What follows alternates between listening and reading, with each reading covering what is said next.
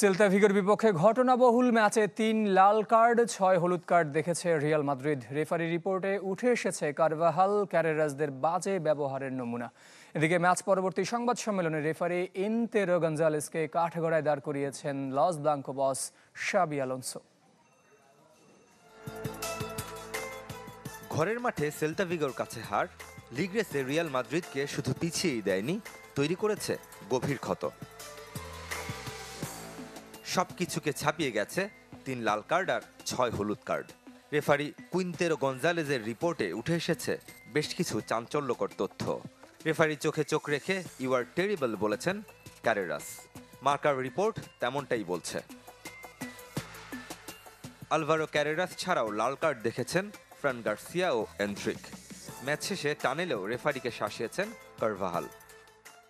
তুমি যে খেলা খেলেছো তারপর আবার সংবাদ সম্মেলনে গিয়ে কান্নাও করছো।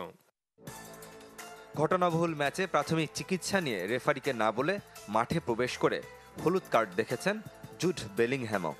টেকনিক্যাল এরিয়ায় দাঁড়িয়ে রেফারির বিপক্ষে কথা বলায় বুকড হয়েছেন কোচ শাভি আলোনসো। রেফারির সিদ্ধান্তগুলো আমাদেরকে রাগিয়ে দিয়েছে। দেখুন, সেল্তা ভিগোর কোনো অন্যায় তার চোখে পড়েনি, নেই কোনো হলুদ কার্ড, এমনকি সাবধান করা হয়নি একবারের জন্য।